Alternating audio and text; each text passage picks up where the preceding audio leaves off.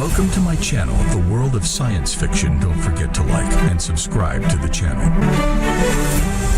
The desert breathed heat like an animal with broken lungs.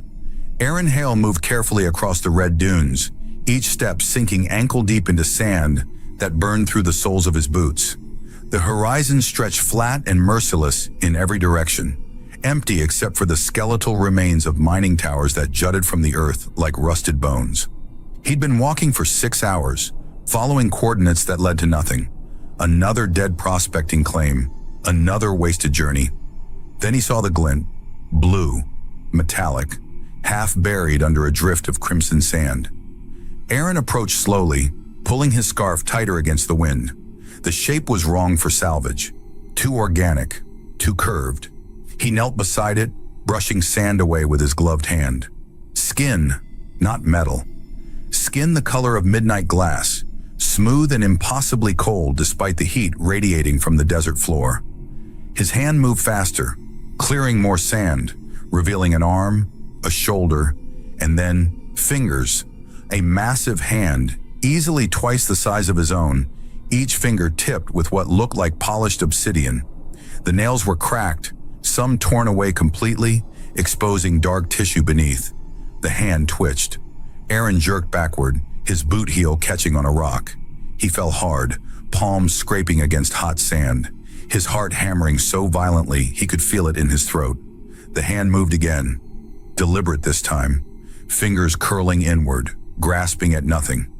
He scrambled to his knees, staring at the impossible thing half buried before him. His mind lurched through explanations: dehydration, heat stroke, some kind of hallucination brought on by too many days alone in the waste. But the hand was there, real, casting a shadow across the sand. Aaron forced himself forward. He dug faster now, his gloves shredding against buried stone, sand spilling into the hole he was creating. He uncovered an elbow, then a collarbone. Then, her eyes snapped open. They were silver. Not gray, not pale blue.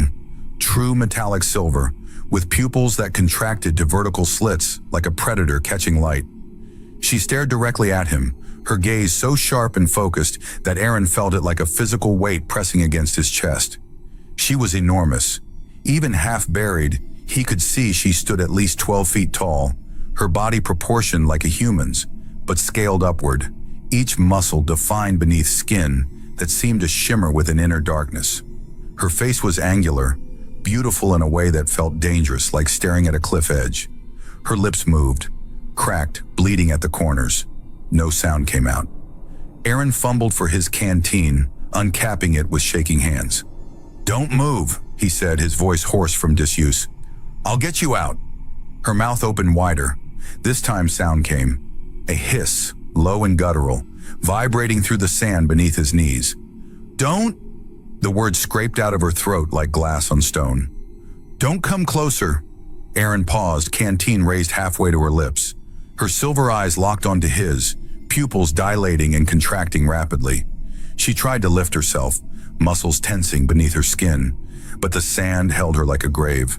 Her breathing came in short, desperate gasps. "You need water," Aaron said. "You need your scent." Her voice was stronger now, edged with something between fury and terror. "Human, your scent means death." The wind picked up, carrying her words away across the dunes. Aaron stared at her, trying to process what she'd said, but her gaze held him frozen. He could see the effort it took for her to speak, the way her jaw trembled, the slight convulsion in her throat. "I don't understand," he said. She turned her head away from him, neck straining against the weight of sand piled across her shoulders. "Then leave, before they smell you on me." "Who?" "My kin." Her fingers dug into the sand, obsidian nails scoring lines in the earth. "If they find your scent, they'll burn the wind around you. They'll tear the air from your lungs and scatter your ash across the waste." Aaron looked down at the canteen in his hand, then back at her. Her skin was so dry it had begun to crack in places, revealing darker tissue beneath. She was dying. That much was obvious. "I'm not leaving someone alive in a grave," he said quietly. Her head snapped back toward him, eyes wide with something that might have been shock. You can't understand what you're..." Then explain it after you drink. He moved forward before she could protest again, pressing the canteen to her lips. She tried to turn away, but her body betrayed her. Her mouth opened, accepting the water in desperate gulps. Some of it spilled down her chin, carving clean lines through the dust caked on her skin. When the canteen was empty, she let her head fall back against the sand. Her breathing had slowed, but her eyes remained fixed on him with an intensity that made his skin prickle. "You're poison to me now," she whispered. "To them. Do you understand? Your scent, it binds to mine. They'll know. They'll know I let you touch me." "Let?" Aaron shook his head. "You were half dead." "I should have stayed that way." But her voice lacked conviction. Her gaze drifted to his face, studying him with an expression he couldn't read. What kind of human walks the deep waste alone? The kind with nowhere else to go. He began digging again, clearing sand from around her torso. What are you? Kethrai. The words sounded like wind through a narrow canyon. And you've just signed your death warrant, human. Aaron. She blinked, confusion flickering across her features. What? My name. Aaron Hale. He kept digging, his hands moving mechanically. The sun was beginning its descent, painting the sky in shades of copper and rust. If I'm going to die for this, you should at least know what to call me. Something changed in her expression, a softening around her eyes quickly suppressed. Zora, she said finally. My name is Zora Kai Vectron. Aaron nodded, not looking up from his work. The sand around her body was packed harder than he'd expected, compressed by time and weight into something almost concrete. He'd need tools, rope, leverage, none of which he had. Zora watched him struggle in silence for several minutes before speaking again. You can't pull me out. Not alone. Watch me. Human. Aaron. His name sounded strange in her mouth, the syllables clipped and sharp. The sand has been here for weeks. My body weight is... I'll figure it out. She made a sound that might have been a laugh or a cough. You're insane. Probably. Aaron sat back on his heels, wiping sweat from his forehead. His gloves were shredded, his palms bleeding through the torn fabric. But I'm also stubborn. My father used to say it was my only redeeming quality. Used to. He's dead. Everyone's dead. The words came out flat, emotionless. Mining collapsed 3 years ago. I was off-world when it happened. Zora's expression shifted, something almost like recognition crossing her face. The Merrick Station disaster. Aaron's head jerked up. How do you know about that? We know many things, human. We watch your kind spread across the waste like locusts, digging holes and poisoning Earth. She paused. I'm sorry for your loss. The unexpected sympathy caught him off guard. He looked away, focusing on the problem at hand. I need leverage. Something to... His eyes landed on the remains of a mining tower visible on the horizon. Wait here. Where exactly would I go? Despite everything, Aaron felt his mouth twitch toward a smile. Point taken. He ran toward the tower, his legs burning with the effort. The structure was even more deteriorated than he'd thought.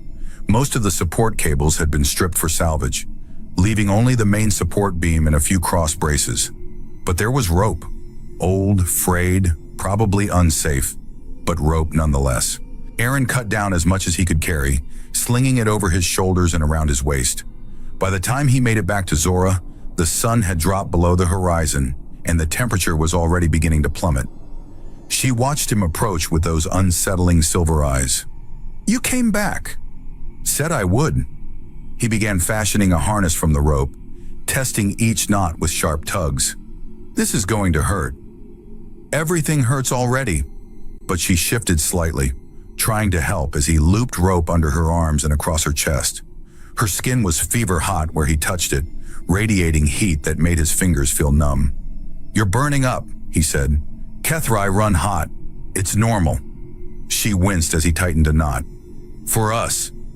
Aaron secured the rope to a nearby rock outcropping, then began pulling. The rope went taut, biting into his palms even through the shredded gloves. Zora's body shifted slightly, an inch, maybe two, before stopping completely. He pulled harder. His shoulders screamed in protest, muscles tearing, vision going white at the edges. The rope began to fray. Stop, Zora said. Aaron, stop. You're going to... The rope snapped. Aaron flew backward, landing hard enough to knock the air from his lungs. He lay there for a moment, staring up at the first stars beginning to appear in the darkening sky, wondering if she was right, if this was madness, if he should just walk away and let the desert take what it wanted. Then he heard her voice, quieter than before. "Why?" He sat up slowly, every muscle protesting. "What? Why are you doing this?" Her eyes reflected starlight, turning them into pools of liquid silver. "You don't know me.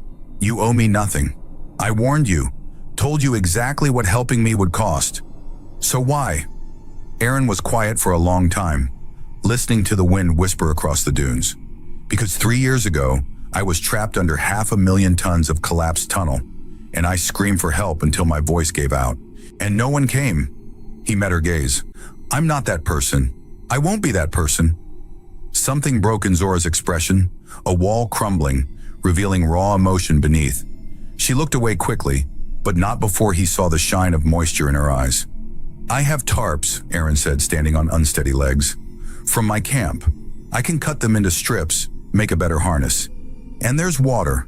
Not much, but enough to soften the sand around you. It'll take all night, but..." "They'll come," Zora interrupted. "My kin.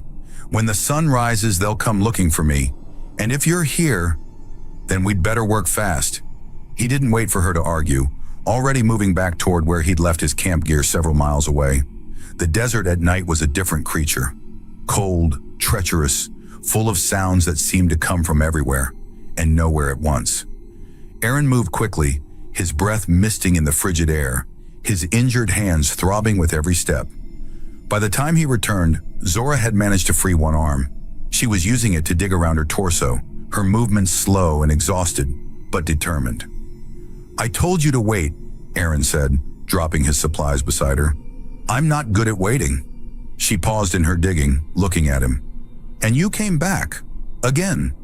"Stop sounding so surprised." He began cutting the tarps into long strips, his knife working quickly despite his damaged hands. "I told you I would. Humans lie. This one doesn't."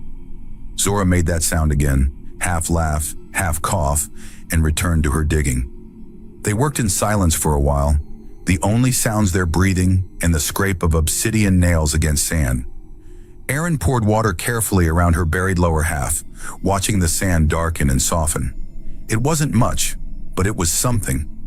He fashioned a new harness from the tarp strips, this time distributing the pressure more evenly across her torso. "This is still going to hurt," he warned. "I know." She reached out with her free hand, gripping a rock for leverage. "Do it." He pulled, she pushed. The tarp strips held, biting into her skin but not breaking. Aaron felt something give, a shift, a release, and suddenly she was moving, sliding free of the sand that had held her captive. Zora collapsed forward, catching herself on her hands and knees. She was massive, even hunched over, her head level with Aaron's chest despite being on all fours. She remained there for a moment, breathing hard, her entire body trembling. Then she looked up at him, and her expression was complicated. Gratitude mixed with fear, mixed with something else he couldn't name. "You shouldn't have done this," she said softly. "Too late now." She tried to stand, made it halfway up before her legs buckled. Aaron moved instinctively, stepping under her arm to support her weight. It was like trying to hold up a collapsing building. She was impossibly heavy, her body bearing down on him with enough force to drive him to his knees. Zora caught herself against a rock, keeping most of her weight off him. "I'm too heavy. You can't. I've got you." "You don't." But she didn't pull away. They remained like that for several heartbeats, her hand gripping the rock, his shoulder pressed against her side, both of them breathing hard in the frozen desert night. Her skin burned against his, hot enough that he could feel it through his clothing. Her heartbeat was audible, a deep, resonant drum that seemed to echo through the sand beneath his feet. "You'll die for this," she murmured, the words barely audible. Aaron smiled despite the pain in his shoulders, despite the cold eating through his clothes, despite the certain knowledge that she was probably right. "I already live here. What's the difference?" Zora turned her head to look at him, and for the first time since he'd uncovered her, something like warmth entered her silver eyes. Then the wind changed. It came from the east, carrying with it a scent that Aaron couldn't identify, but that made every hair on his body stand on end. Zora went rigid, her pupils contracting to needle-thin slits. "No," she breathed.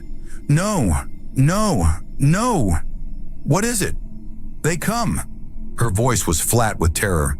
"They smell you. On the wind. On me." Aaron looked toward the horizon but saw nothing except darkness and stars. "Your people? My kin." She tried to move away from him, stumbled, fell to one knee. "You have to run, now. Get as far away from me as you can before..." "Before what?" "Before they decide you contaminated me on purpose." She grabbed his shoulder with one massive hand, her grip just shy of crushing. "Before they decide you're not just forbidden, you're dangerous." The horizon moved. It took Aaron's brain several seconds to process what his eyes were seeing. The darkness wasn't just darkness. It was shapes, dozens of them, tall and impossibly fast, moving across the dunes like water flowing downhill. They made no sound, which was somehow worse than if they'd been screaming. "Too late," Zora whispered. She pulled Aaron closer, her other hand coming up to grip his arm. "Stay behind me. Don't speak unless spoken to. Don't look them in the eyes. And whatever you do, don't run. They're faster than anything you've ever seen." The shapes resolved into figures as they approached. Kethrai, like Zora, but different. They wore armor made of something that looked like polished bone, etched with patterns that hurt to look at directly. Their eyes were wrong, not silver like Zora's, but solid black, reflecting nothing. They surrounded the wrecked dune in perfect silence, forming a circle that enclosed Aaron and Zora completely. There had to be 40 of them, maybe 50, all standing motionless with weapons that looked organic, spears and blades that seemed to grow directly from their armor. One stepped forward, taller than the others with markings carved into the skin of its face. When it spoke, its voice was like wind through a shattered window. "Human scent. Forbidden." Aaron opened his mouth, but Zora's hand tightened on his arm in warning. He stayed silent. The leader moved closer, stopping just outside the circle of disturbed sand where Aaron had dug Zora free. Its head tilted, studying them with those terrible black eyes. "Explain." "I was dying," Zora said, her voice steady despite the tremor in her hand. "Buried. He pulled me from the earth." "Then you should have died clean." The leader's gaze shifted to Aaron. "This is our law. Our way. Your interference is unforgivable, human." Aaron felt his jaw clench. He'd been prepared for violence, for immediate attack, but not for this. This cold pronouncement of judgment, as if his crime was so obvious it didn't even require anger. "She was alive," he said, and Zora's fingers dug into his arm hard enough to bruise. "I don't leave people to die. She is not people. She is Kethrai." The leader raised its spear, the point aimed directly at Aaron's chest. "And you have marked her with your scent, made her impure, contaminated." The word rippled through the circle. Contaminated, contaminated. A hissing chorus that raised the hairs on Aaron's neck. "The fault is mine," Zora said quickly. "I was too weak to..." "The fault is irrelevant." The leader's attention remained fixed on Aaron. "Human scent binds to skin, to breath, to blood. You cannot remove it. She cannot cleanse it. The contamination is permanent." "Then what?" Aaron found himself moving forward, despite Zora's attempt to hold him back, despite the 50 spears that shifted to track his movement. "What happens now?" The leader lowered its spear slightly. For a long moment, it simply stared at Aaron, and he had the distinct impression he was being measured, weighed against some standard he didn't understand and couldn't hope to meet. "Interesting," the leader said finally. "A human with courage. Rare." It turned to Zora. "What is your name? Contaminated one?" "Zora Kai Vectrin." "Zora Kai Vectrin." The leader repeated her name like it was being filed away for later use. "You understand what this means, what you have become." "I understand. And yet you accept this human's touch, his help." The leader's gaze moved between them. "Why?" Zora hesitated. Aaron could feel the tension in her body, the way she was choosing her words with desperate care. "Because I wanted to live. Even contaminated? Even contaminated." The leader made a sound, not quite a laugh, but close. Then you have made your choice. It gestured, and two Kethrai stepped forward, their hands wrapping around Zora's arms. Come, the tribunal will decide your fate. Wait! Aaron started forward, but three spears lowered to block his path. The human comes too, the leader said.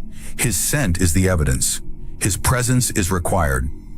They dragged Zora away, her feet leaving deep furrows in the sand. Aaron tried to follow, but hands, massive, impossibly strong, grabbed his wrists and bound them with something that felt like metal wire. The pain was immediate and sharp, cutting through his exhaustion. Move, one of the Kethrai said, pushing him forward. They walked for what felt like hours, the Kethrai moving at a pace that forced Aaron into a stumbling run just to keep up. Zora was somewhere ahead, her silver eyes occasionally flashing back toward him through the darkness. Each time their gazes met, Aaron saw the same expression, regret mixed with something fiercer. Defiance, maybe, or determination. The landscape changed as they walked, the dunes giving way to harder ground scattered with the bones of massive machines. Aaron recognized some of them, old colony ship components, stripped and abandoned when the settlements failed. Between the metal skeletons, the Kethrai had built structures from sand and stone, organic shapes that seemed to have grown from the earth rather than been constructed on it. They reached a ridge where the ground dropped away into a natural amphitheater. At the center was a circle of smooth stone, worn down by centuries of use. Around the circle, hundreds of Kethrai waited, a silent audience that watched with those empty black eyes. The guards forced Zora to her knees at the circle's edge. Aaron was pushed down beside her, close enough that their shoulders touched. Her skin still burned with that impossible heat. Don't speak, she whispered, barely audible. No matter what they say, promise me. I can't promise. Before Aaron could respond, the leader stepped into the circle. It raised both hands and the assembled Kethrai went completely still. Not just quiet, but motionless, like statues carved from shadow. Zora Kai Vectrin, the leader's voice echoed across the amphitheater. You stand accused of contamination, human scent on your skin, human touch in your blood. You allowed this, accepted this. By our law, this is unforgivable. What do you say? Zora lifted her head, and Aaron saw something he hadn't seen before. Pride, fierce and unbreakable. I say I was dying, buried, alone, and he came. That is no answer. It is the only answer. Her voice grew stronger. I told him to leave, warned him what his scent would mean. He saved me anyway. The fault is his, not mine. Aaron felt something twist in his chest. She was trying to save him, to take the blame onto herself, and... That is a lie, the leader said calmly. Zora's eyes widened slightly. What? The human scent is too deep, too thorough. This was not a quick rescue, contaminated one. You allowed prolonged contact. You accepted water from his hands, his touch. You did not fight. You did not resist. The leader moved closer. You wanted his help, and that, by our law, makes you complicit. Then punish me, Zora said, her voice dropping to something dangerous. Leave him out of this. Impossible. His scent is the mark. His presence is the proof. The leader turned to Aaron. Human, you have heard the accusation. What do you say? Aaron's mind raced. Zora had told him not to speak, but silence felt like abandonment. He looked at her, saw the desperate plea in her eyes, and made his decision. I say she's lying to protect me. The words came out clear and strong. She told me to leave, begged me, warned me exactly what would happen. I didn't care. I pulled her out anyway. If there's contamination, it's mine. I did it. Take me. The assembled Kethrai whispered, a sound like wind through dead grass. The leader tilted its head. You claim responsibility? I do. Even knowing the penalty is death? Aaron felt his heart hammering, but kept his voice steady. If her death buys your purity, then take me instead. But she lives. The words hung in the air between them. Zora turned sharply toward him, her eyes wide with an emotion that might have been fury or might have been something else entirely.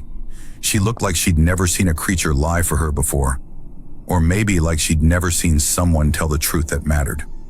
The leader studied Aaron for a long moment, then turned back to Zora. This human offers himself in your place. Do you accept? No. The word came out sharp as a blade. Then you both die. Those are the only options. Zora's hands clenched into fists, obsidian nails digging into her palms hard enough to draw blood. The scent of it hit the air, strange, metallic, nothing like human blood. Around the circle, the Kethrai stirred. There is a third option, she said quietly. The leader went very still. Speak it. The ritual of separation.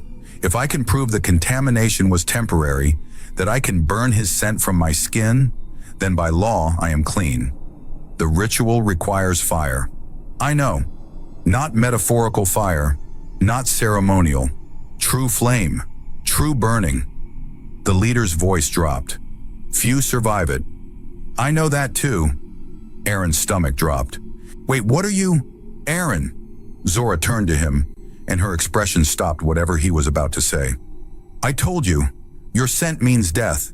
I just didn't tell you it might be mine. No. He tried to stand, but hands pushed him back down. No, there has to be another way. You can't.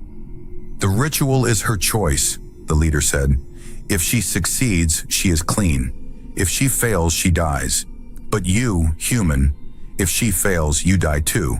The contamination cannot spread. Then don't do it, Aaron said urgently, turning to Zora. We'll figure something else out. There is nothing else. Her hand found his shoulder, gripping tight. This is the only way, Aaron. The only way either of us survives. And if you don't survive? Something flickered across her face, fear quickly hidden. Then you were right. I did want to live, even contaminated. She squeezed his shoulder once, then released him. But I'd rather die trying than die knowing I didn't. The leader raised its hand. Then let the ritual begin. They dragged her to the center of the circle, where the stone was carved with symbols Aaron didn't recognize. 4 Kethrai moved to cardinal points, each carrying ceramic vessels, chanting, low, rhythmic, vibrating through earth. Aaron watched them pour the contents onto stone, not water, something that evaporated instantly, leaving shimmer in the air. What is that? He demanded. The chanting grew louder. Zora stood still, eyes closed, body rigid. The air caught fire. White-hot walls surrounded her completely, trapping her in burning light. Aaron lunged forward, but hands held him back. Stop it! You're killing her! If she is strong, she emerges clean, the leader said. Through flames, Zora's silhouette trembled. Heat scorched Aaron's skin from 20 feet away. The chanting crescendoed, white to blue to beyond color. She's dying, Aaron shouted. Zora's voice cut through chaos. I told you not to come closer, human. Your scent means death. Throwing his warning back like proof of resistance. Then she turned through the flames, whispered words only he could hear. But I would rather die with that scent than without it. Her hands moved fast, decisive, tearing the wire from his wrists. Run, Aaron! Before they... The flames exploded outward. Aaron flew backward, lifted by superheated air, tumbling across stone. Blind, breathless, heat, light, screaming. Vision cleared. The circle, empty. Smoke, ash, Zora, gone. The Kethrai who had been chanting lay on the ground, unconscious or dead, Aaron couldn't tell. The leader stood at the circle's edge, staring at the scorched stone with an expression that might have been shock. Where is she? Aaron's voice came out raw. What did you do? The leader didn't answer immediately. It walked slowly to the center of the circle, where the flames had been hottest, and knelt. When it stood, it was holding something, a fragment of what looked like obsidian glass, shaped like a broken blade. The ritual failed, it said quietly, or succeeded, or, I don't know. In 500 years, I have never seen this. What? Aaron forced himself to his feet, stumbling toward the leader. What happened to her? She burned. The leader held up the glass fragment, but not away. She burned into. This is her blood, her bone, her body transformed by the fire. It met Aaron's eyes, and for the first time, Aaron saw genuine confusion in that black gaze. She should be dead. Instead, she is changed. Where? The flames took her, scattered her into the storm. The leader gestured toward the east, where the wind was beginning to pick up. If any part of her survives, it will be in the deep waste, where the fire winds blow. But human, the chances of survival are... Aaron was already moving, running toward the edge of the amphitheater. Hands grabbed at him, but he tore free, wrists screaming. Behind him, the leader shouted something lost in rising wind. He ran into desert, into darkness, toward nothing but faint hope. Storm hit 3 hours later. Wind from everywhere, sand like broken glass. Scarf wrapped, jacket tight, kept walking, no direction, no plan, just couldn't stop. Wind howled, and in it, words, whispers, closer. He turned, searching. Only sand and darkness. Closer, Aaron. Zora, voice torn away. Where are you? Storm grew. Wind warm now, getting warmer. Hand out, touched something solid. Glass. Fell to knees, clearing sand desperately. Glass smooth, curved, massive. Warm, impossibly warm. Emergency light out, switched on. Stopped breathing. A hand, massive crystalline blue glass hand reaching from sand, grasping sky. Inside, shapes, structures, frozen lightning branching through. Pressed palm against glass. It pulsed. Once, twice. Heartbeat. Zora, he whispered. Can you hear me? Pulse faster. Glass warmer. Storm howling. Her voice weak, distant. Help. Hand pressed against glass. Whispering through storm. I'm here, not leaving. You hear me? Not leaving. The storm raged for 2 days. Aaron built a shelter using the crystallized hand as one wall, rigging his torn tarps to provide minimal protection from the wind. He shared what little water he had left with the glass, pouring it over the surface and watching it get absorbed instantly, drawn into whatever Zora had become. On the 3rd day, the storm cleared, revealing the full extent of the transformation. She wasn't just a hand, she was a statue, her entire body rendered in crystalline glass, kneeling in the sand with one arm extended, the other curled against her chest in a protective gesture. Her face was peaceful, eyes closed, lips slightly parted as if she'd been caught mid-breath. Aaron walked around her slowly, studying the details. The glass was flawless, catching sunlight and splitting it into rainbows that painted the sand around her. Inside, he could see the ghost of her anatomy, the suggestion of bones, the tracery of what might have been veins, all frozen in crystalline perfection. But it was her hands that stopped him. They were positioned deliberately, one reaching outward, the other pulled back against her chest. Not random, not a natural collapse. She'd moved intentionally, even as the fire consumed her, creating a shield. Aaron realized it with cold certainty. She'd used her body to protect him from the blast, channeling the explosion away from where he'd been kneeling. That's why he'd survived. That's why the other Kethrai had fallen. She'd chosen him over her own people. Why? He asked the statue, his voice breaking. Why would you do that? The glass pulsed again, faint but there. A heartbeat that said she was still inside, still aware, still fighting to return. Aaron pressed both hands against the crystalline surface. I don't know how to bring you back. I don't know if it's even possible, but I swear I'll find a way. The sun beat down mercilessly, and Aaron realized he couldn't stay here. His water was gone. His supplies were exhausted. If he didn't move soon, the desert would claim him too. But he couldn't leave her alone again. He spent the next day building a cairn around the statue, using rocks and broken metal from the nearby ruins. It wouldn't protect her from much, but it would mark the location. Let him find his way back. As he placed the last stone, movement caught his eye. 3 figures on the horizon, approaching slowly. Aaron's hand went instinctively to his belt, where a knife that was too small to be useful waited. The figures resolved into Kethrai, not warriors this time, but something else. They wore no armor, carried no weapons, and their eyes weren't the empty black of the others, but varied shades of gray and silver. They stopped 20 feet away, studying the crystallized form of Zora with expressions that ranged from awe to horror. The tallest one, a female, Aaron thought, though it was hard to tell, spoke first. We felt the transformation, felt the fire wind change. Her voice was softer than the leader's, almost musical. But we didn't believe, didn't think anyone could survive the separation ritual in this form. She's alive, Aaron said, stepping between them and Zora's crystallized body. And you're not taking her. Taking her? The female's silver eyes widened. Human. We're healers. We came to help. Aaron didn't lower his guard. Like your people helped before? With your ritual and your fire? That wasn't us. That was the Vectran clan, the warriors, the pure ones. She moved closer, slowly, hands held out in a gesture of peace. We're Nethrai, separate, different. She paused, searching for words. We believe the old laws are dying, that contamination is not the end we've been taught to fear. Then what is it? Change. She knelt beside the statue, running her fingers across the glass with something like reverence. And change terrifies those who cling to purity.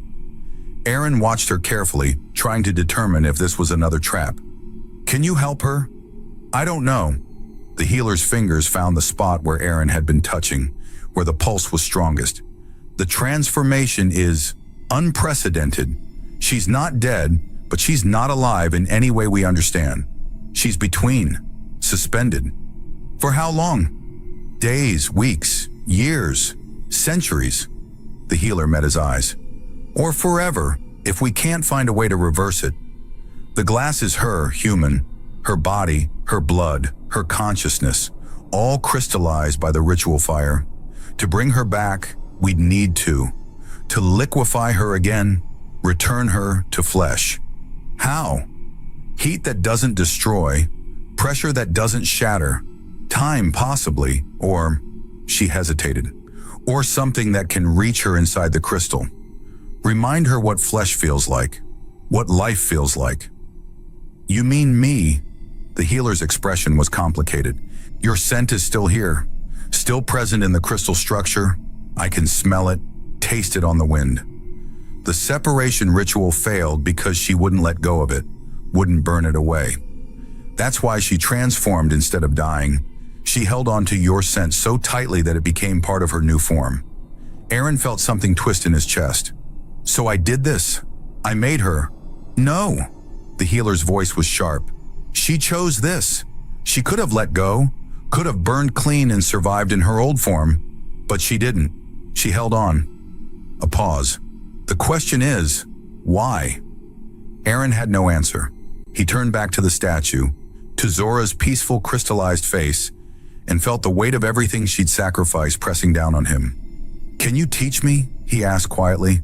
How to reach her? Teaching you would mean staying here. Days, maybe weeks. And when the Vectran realize what happened, when they come looking, the healer shook her head. We'd all die, human. You, me, my companions. The warriors don't forgive. They don't compromise. Then go. I'll stay alone. You'll die. Probably. Aaron met her silver eyes. But I'm not leaving her in a grave. Not again. The healer studied him for a long moment, then turned to her companions and spoke in a language Aaron didn't recognize. They argued briefly. He could tell by the sharpness of their gestures, before one of them nodded reluctantly. 3 days, the healer said, turning back to Aaron. We'll give you 3 days of teaching. After that, you're on your own. Agreed? Agreed. They worked through the heat of the day and the cold of the night, the healers teaching Aaron techniques that seemed more like meditation than science. He learned to slow his breathing, to focus his awareness on the point where his skin met the glass. But on the second morning, Aaron spotted it, a pattern carved into the sand 50 meters out. Fresh, deliberate, Vectran scout marks. His pulse spiked. How close are they? The healer's silver eyes followed his gaze. A day, maybe less. She turned back to the crystal. She's suspended between moments. You give her an anchor. She returns. No time for explanations. Aaron pressed his hand against the glass, thinking about that first moment in the desert. Finding her, the determination, the connection. The glass pulsed stronger. He worked for hours, his voice raw, telling her things he'd never said to anyone. The glass kept responding, warming beneath his palm. By evening, something else appeared on the horizon. A thin spire of light, rotating slowly. A Vectran beacon. They were triangulating the location. On the third day, as the healers prepared to leave, Aaron saw it, thin lines spreading through the crystal from where his hand rested. Like veins, like roots growing through glass. And in the distance, 3 dark shapes moved across a dune ridge, watching. "What is that?" he asked. The healer leaned close. "Her consciousness, reaching for you." Her voice dropped. "Too fast, she fragments. Slow down." The healer stood. 3 days. The rest is yours." Aaron watched them leave, turned back, pressed his hand against the glass. "Slow," he whispered. "However long it takes." The pulse answered, steady, determined. Days blurred into weeks. Shelter, scavenge, water, talk, hand on glass, pulse, warmth, waiting. The veins spread slowly through her crystallized form, a map of returning consciousness. Deep nights. The pulse said, "I'm here. I'm fighting. I'm coming back." Day 34. The veins reached her hands. The crystallized fingers curved slightly. He watched, waited, barely breathed. The pulse, stronger, faster, insistent. Day 42. Her eyes moved beneath closed glass lids. "Zora?" His hand found that familiar spot where the pulse was strongest. "Can you hear me?" The movement came again, the suggestion of eyes tracking beneath the surface, following the sound of his voice. "I'm here," he continued, his throat tight. "I've been here the whole time, just like I promised, and I'm not leaving. Not until you come back." The glass beneath his hand grew suddenly hot, almost burning, and Aaron heard a sound that might have been his name, distorted and distant, echoing through layers of crystal. He stayed there all night, his hand pressed against the glass, talking to her, reminding her what it meant to be alive, to be warm, to breathe and speak and move through the world as a creature of flesh instead of frozen light. The dawn was breaking when the first crack appeared. Not a fracture, a deliberate line, starting at her closed eyes and spreading slowly downward. The glass around it began to change, becoming less transparent, more translucent, taking on the texture of skin. Aaron's heart hammered. "That's it. Come on, Zora. Come back." The transformation spread, glass becoming flesh, crystal becoming bone and muscle, and the midnight dark skin he remembered. It moved like water flowing upward, defying gravity and logic, rebuilding her from memory and will, and something else Aaron couldn't name. Her eyes opened. Silver, real silver, not glass. They found his face immediately, focused and aware, and filled with an emotion so intense it made Aaron's breath catch. "Aaron!" Her voice was rough, like she hadn't used it in years. "You stayed." "I stayed." "You idiot." But she was smiling, actually smiling, an expression he'd never seen on her face before. "You beautiful, stubborn, impossible idiot." The transformation continued, spreading from her head down through her torso. Where glass met flesh, there was light. Not fire this time, but something gentler. A glow that made the dawn seem dim by comparison. Aaron kept his hand pressed against her, anchoring her, guiding her back.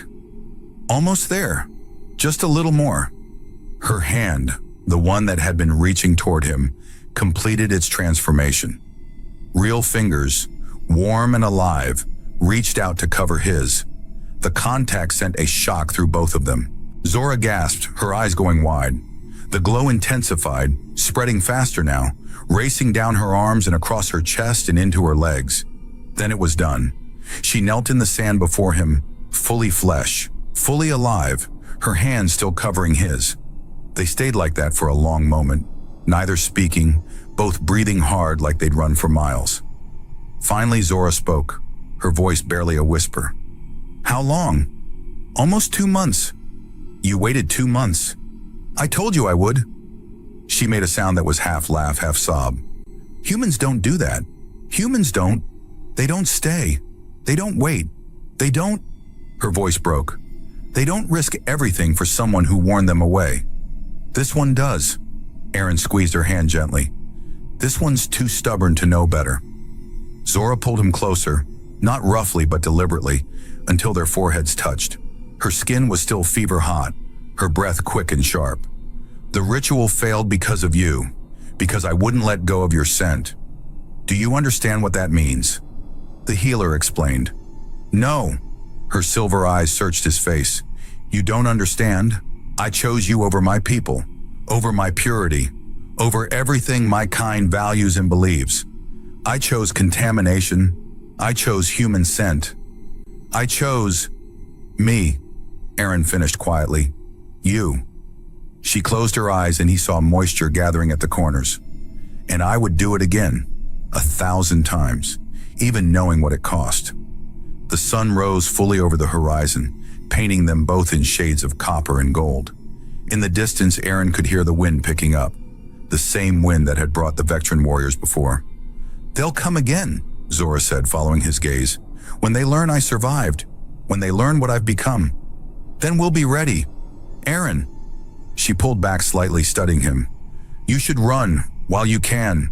They won't show mercy this time, not to me, not to you. We broke their most sacred law and survived. I know. He met her eyes steadily. And I'm staying anyway. For a long moment, Zora just stared at him.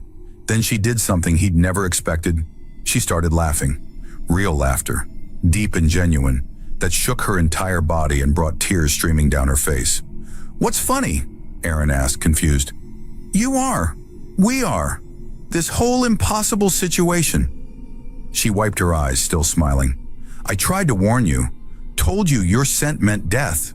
Told you to leave, to run, to save yourself. And you just kept coming closer, kept helping, kept staying. Like death was just another problem to solve. Maybe it is. Or maybe you're the first creature in 500 years who decided the old laws don't matter anymore. She stood slowly, testing her balance, her hand still holding his. Come on. If they're coming, we should be ready. Aaron let her pull him to his feet. Ready how? I don't know yet, but I know I'm not facing them alone this time. She squeezed his hand. And neither are you. They spent the day preparing, gathering what little could be used as weapons, fortifying the cairn Aaron had built, planning escape routes through the ruins. It felt futile, almost laughable. What could one human and one Kethrai do against an entire clan of warriors? But they did it anyway. As the sun began to set, Zora stood at the edge of the cairn, staring out at the horizon with those silver eyes that seemed to see everything. They'll be here by full dark. I can smell them on the wind. Aaron moved to stand beside her. How many? All of them. The whole clan. She paused. They're not coming to judge this time, Aaron. They're coming to end it. Then we fight. We'll lose. Probably. Aaron smiled grimly. But at least we'll lose together. Zora turned to look at him, and her expression was complicated. Fear and determination, and something else that made Aaron's heart beat faster. You know what the worst part is? What? I was supposed to hate your kind, was raised to see humans as pollution, as contamination, as everything wrong with the world. She reached up, her massive hand cupping his face gently. Instead, She didn't finish the sentence. Didn't need to. The wind carried voices, dozens of them, chanting in that bone-scraping language Aaron remembered from the ritual. The horizon began to move, shadows resolving into figures, figures becoming warriors. More than Aaron had expected, hundreds of them, maybe thousands, forming ranks that stretched across the desert like a living wall. The leader from before stepped forward, its black eyes fixed on Zora. Contaminated one, you survived. I survived, Zora confirmed. Then you will die here, and you're human with you. The law demands it. The law is wrong. The words hung in the air between them. Around the circle, the assembled Kethrai went still, that absolute stillness that meant shock or fury or both. You dare, the leader started. I dare. Zora's voice grew stronger. I dare because I've seen the truth, because I've lived beyond your ritual, beyond your purity, beyond your fear, and I'm still here, still Kethrai, still alive. You're an abomination. Maybe, she stepped forward and Aaron moved with her, or maybe I'm proof that your old laws are killing us, that your fear of contamination is worse than the contamination itself. The leader raised its spear. Enough words. The sentence is death. Then you'll have to kill us both, Aaron said, his voice carrying across the assembled warriors. Because I'm not leaving her, and she's not going without a fight. For one long moment, nothing happened. The desert held its breath. Then Zora did something that shocked everyone. She raised her hand and pressed it against Aaron's chest, directly over his heart. The gesture was deliberate, visible to every watching Kethrai. "This is my choice," she said, her voice ringing clear. "This human, this scent, this contamination. I choose it freely. I embrace it willingly. And if that makes me impure in your eyes, then let your purity burn alone in the desert while life, real, complicated, messy life, passes you by." The wind changed direction, carrying her words out across the assembled warriors. Aaron could see the effect ripple through them. Confusion, anger, but also something else. Doubt, maybe, or recognition. The leader lowered its spear slightly. "You would have us abandon everything we are." "No." Zora's hand remained pressed against Aaron's chest. "I would have you remember what we were, before the laws, before the fear. When Kethrai and humans worked together, built together, lived together without terror of contamination. That was before the war. The war is over, has been over for 3 centuries. She paused. "The only thing keeping it alive is us. Our refusal to change. Our insistence that purity matters more than survival." Silence.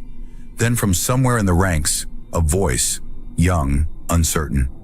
"Is it true that she lived through the separation ritual?" "It's true," the healer's voice answered. Aaron saw her pushing through the crowd, her silver eyes bright. "I witnessed the transformation. I helped teach the human to reach her. I watched her return from crystal to flesh." "Impossible," the leader said, but its voice carried less certainty. "Necessary," the healer corrected, "because she held on to something stronger than fire, stronger than law, stronger than fear." She moved to stand beside Zora and Aaron. She held on to choice and love. The word dropped like a stone into still water. Love. Aaron felt Zora's hand tremble against his chest. He covered it with his own, holding it there, and understood, maybe for the first time, the full weight of what she'd sacrificed, what she was still sacrificing. "We are Kethrai," the leader said, but the fire had gone out of its voice. "We do not love. We do not choose. We follow law." "Then follow it alone," Zora replied, "because I'm done. I choose life over law. I choose growth over purity. I choose..." She looked at Aaron, and he saw everything she couldn't say reflected in her silver eyes. "I choose him." The assembled warriors whispered, a sound like wind through dry grass, spreading across their ranks in waves. Aaron could feel the moment trembling on a knife's edge, ready to tip toward violence or acceptance or something in between. Then impossibly, the leader lowered its spear completely. "Go," it said quietly. "Take your human and go. We will not follow, but neither will we forgive." Zora stared. "What?" "The healer is right. The war is over. And perhaps..." The leader paused, something almost like pain crossing its features. "Perhaps we have been fighting ghosts for too long. Go, but do not return. You are exiled, both of you." Aaron felt Zora's hand clench into a fist against his chest. Exile, being cut off from her people, her culture, everything she'd known. It was mercy, yes, but mercy that burned. "Exile," she repeated slowly, "for both of us. For as long as you carry that scent, for as long as you choose contamination over purity." The leader's black eyes found Aaron's. "Human, you have taken one of ours. You bear responsibility for her survival now. Her life, her safety, her future. These are yours to carry. Do you accept this burden?" Aaron didn't hesitate. "I accept." "Then go, before I remember my duty and forget my mercy." They left as the sun touched the horizon, painting the desert in shades of blood and fire. Behind them, the assembled Kethrai remained motionless, watching them disappear into the dunes. Ahead, nothing but endless waste and uncertain future. Aaron walked beside Zora in silence for the first hour, giving her time to process what had happened. Finally, she spoke. "I have nowhere to go. Neither do I. My people have exiled me, marked me as contaminated. I can never... I know." She stopped walking, turning to face him. Then why are you smiling? Aaron hadn't realized he was, but looking at her, truly seeing her, alive and whole, and standing in the desert with that fierce silver gaze, he couldn't help it. Because you're not in a grave, because you're not crystal, because you chose to come back. I chose you, she corrected, and I still don't understand why. You're human. You're contaminated. Impossible. But she was smiling too now, just slightly. Stubborn and impossible and completely insane. You said that already. It bears repeating. She reached out, her hand finding his shoulder, squeezing gently. What do we do now, Aaron Hale? Where do two exiles go? Aaron looked out across the desert, at the ruins scattered across the landscape, at the dying light painting everything in gold. Forward, I guess. Together. Together, Zora repeated, like she was testing the word. I like how that sounds. They walked through the night, neither speaking much, both lost in thought. When dawn came, they stopped at the edge of an old colony site, rusted buildings half buried in sand, but still offering shelter from the sun. Zora collapsed against a wall, exhaustion finally catching up with her. Aaron sat beside her, close enough that their shoulders touched. The contact sent warmth through both of them. Tell me something, Zora said quietly. When you found me, when I warned you away, why didn't you listen? Aaron was quiet for a moment, considering. Because I was buried once, and I screamed for help, and no one came. And I swore, if I ever had the chance to be the person who came when someone screamed, I'd take it. He paused. Even if it killed me. It almost did. Worth it. Zora turned her head to look at him, and her expression was soft, softer than he'd ever seen it. You're going to make me say it, aren't you? Say what? She stopped, struggling with the words. That I'm glad you didn't listen. That I'm glad you came closer, even though your scent meant death. That I'm glad you're here, even though everything is broken and we have nothing and we're both exiled and… Aaron took her hand. I know. You know? You already said it. In the crystal. In the way you came back. In the way you're still here. He smiled. You don't have to say the words, Zora. I can read your heartbeat. She made a sound that was half laugh, half sob, and pulled him closer. Her forehead pressed against his, her breath warm on his face. Then read this, human. Read it carefully. Her heartbeat thundered through the contact, fast and strong and alive. And in that rhythm, Aaron heard everything she couldn't say out loud, everything she'd sacrificed and chosen and become. He heard, I choose you. He heard, I'm glad you stayed. He heard, I would do it again. I read it, he whispered. Good. She pulled back slightly, her silver eyes bright. Because I don't plan on repeating myself. They rested through the heat of the day, then moved again at dusk. Over the following days, they fell into a rhythm, walking at night, resting during the heat, talking about everything and nothing. Aaron told her about human culture, about cities and technology, and the colonies that had failed. Zora told him about Kethrai history, about the war and the fear and the laws that had grown from desperation. On the fifth day, they found water, a small oasis hidden in a canyon that Aaron never would have spotted without Zora's help. On the seventh day, they encountered a group of human prospectors who stared at Zora with open shock but traded water and supplies once they realized she meant no harm. On the 12th day, Aaron woke to find Zora staring at the horizon with an expression he recognized, the look she got when she was sensing something beyond his range. What is it? He asked. The healers. They're following us. She turned to him. They want to talk. The three Kethrai appeared an hour later, led by the same healer who had taught Aaron to reach Zora in the crystal. They approached cautiously, hands empty of weapons. Contaminated one, the healer said. We come with news. I'm listening. The Vextran clan has fractured. After you left, arguments began. About the law, about purity, about whether exile was mercy or weakness. The healer paused. 20 warriors abandoned the clan yesterday. Said the old ways were killing us. Said they'd rather risk contamination than die pure and alone. Zora and Aaron exchanged glances. 20? And growing. The healer's expression was cautiously hopeful. What you did, what you chose, it started something. A question that cannot be unasked. What matters more? Purity or survival? Law or life? What are you asking? Zora said quietly. Join us. Help us build something new. Not Kithrai or human, but both. Together. The healer looked between them. You've already proven it's possible, that our kinds can coexist, can help each other, she hesitated, can care for each other. Aaron felt Zora's hand find his, squeezing tight. What would that look like? She asked. We don't know yet. That's why we need you, to help us figure it out, to be proof that contamination isn't death, it's change, it's growth. The healer smiled slightly. It's the future, if we're brave enough to choose it. Zora looked at Aaron. What do you think? He thought about the 2 months he'd spent watching her transform, about the way she'd chosen him over purity, about the exile and the uncertainty, and the strange hope blooming in his chest despite everything. I think, he said slowly, that I'm tired of being alone in the desert.